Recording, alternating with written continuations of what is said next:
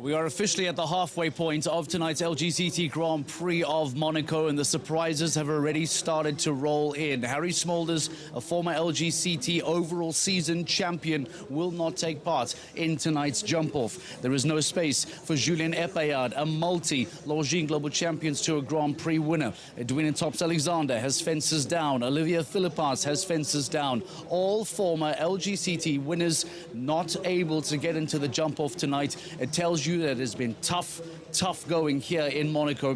When you have 1.5 million euros up for grabs, you expect it to be a challenge, and you expect Uliano Vizzani, the course designer, to use every single card in his deck available to challenge the best 40 riders of the weekend. And if those are some of the big names that are not in, let's talk about some of the names that are in. These are the riders that have qualified for tonight's jump-off thus far at the halfway point.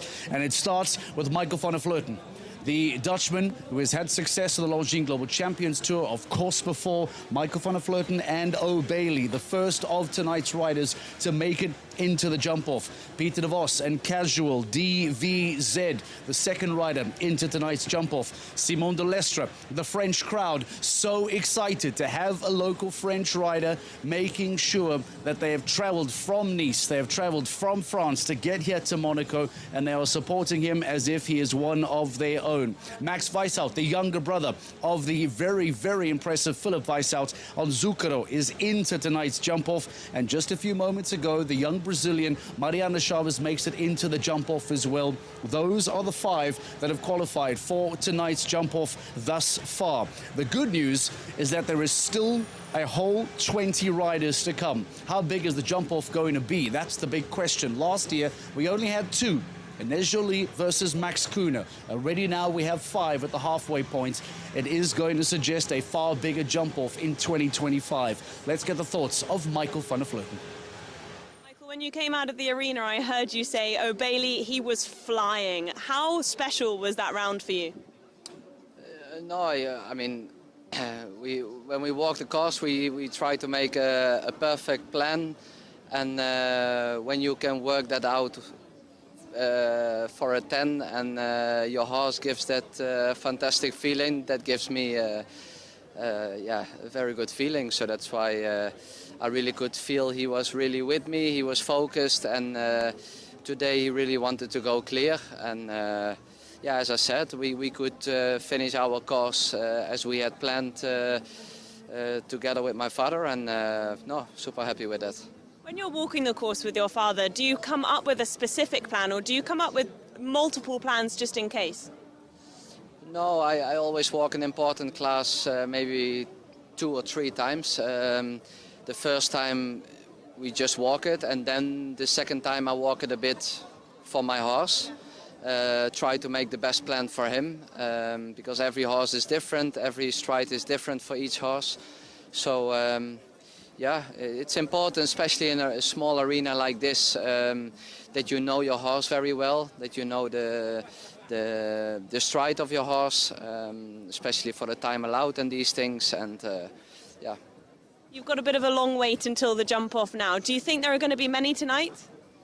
Well, there are definitely some very good riders and horses here. We have 3 already out of 12, 13, so I expect 7, 8, 9 clears, yes. Good luck later. All right, thank you.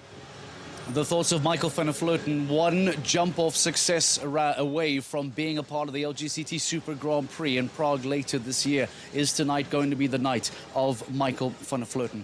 Let's quickly get some more reaction here now. Peter de Vos, the Belgian, is in tonight's jump-off as well. So what a brilliant round. You were quite early on to go today. Were you expecting to jump that well today? I hoped for it, of course, because next show is the European Championship, so was my last round before it, so I'm very happy that she jumped so well and that we have everything under control also for the Europeans. But of course, for now, most important, clear in a Grand Prix with good prize money. So it's very nice, and it's a difficult track. It's always a very difficult ring here, but I must say the track is fair for the horses. It's nice to ride. It's fluid, so they don't suffer so much. So I think Giuliano did a very good job. Yeah, absolutely. When we were walking the course, it did look difficult, but you just said to me, you think there might be quite a few clears tonight? I think so, yes. I think it's a little bit more fluid than last year, where there were only 3 clears. I think, okay, anyway, it's a difficult track, it's very big, and you don't have so much time to think. But like I said, it's quite fluid, so it's nice for the horses. But I think we'll be 10, 12 clears, to be honest. Lastly, what do you make of the jump off? Last year I had 1 down in the first round, so... Sorry. What do you make of the jump off tonight? What am I going to make of the jump off? Yeah. I'm going to try to win. No, but what do you make of the course? The jump off, I only measured. I was in a hurry because I was 6th to go, and I still had to jump, and it was warm, and everything was not like planned. And I only walked the line I had to walk, but I have to check now. I have time enough now to go and check the jump off. Good luck. Thank you. Those are the thoughts of Peter de Vos. Andreas Schouw is in the ring. Let's go and join him. Second half of tonight's LGCT Grand Prix is underway. 5-star debut class today.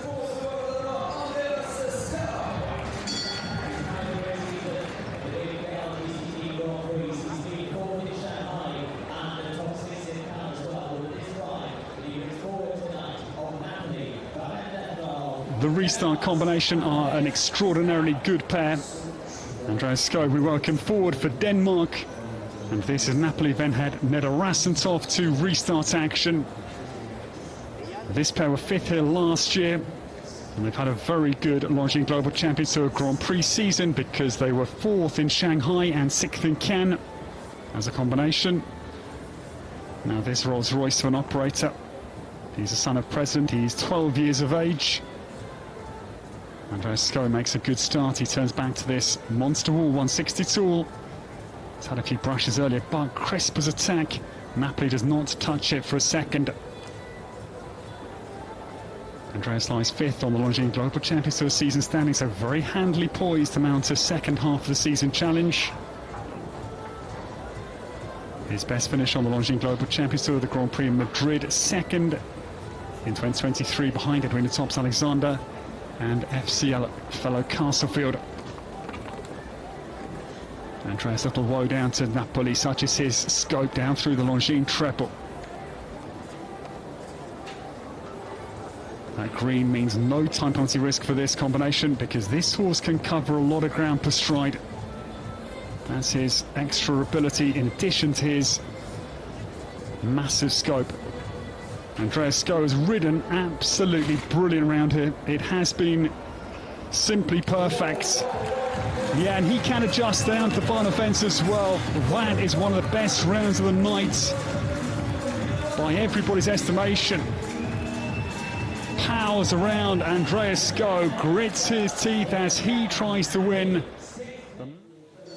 What a start to the second half of tonight's field. Andreas Schouw immediately glows clear and immediately puts his name on that jump-off list. It is now Van der Vleuten, De Vos, De Lestre, Weishout, Chavez, and now Andreas Schouw as well. If you want to watch the rest of what's happening here live in Monaco, sign up for a GCTV Live Pass and come and watch tonight's Grand Prix. Kathrin Ackermann is next in the ring with Kala Mandia. Come and join us in the Porte Cool in Monaco.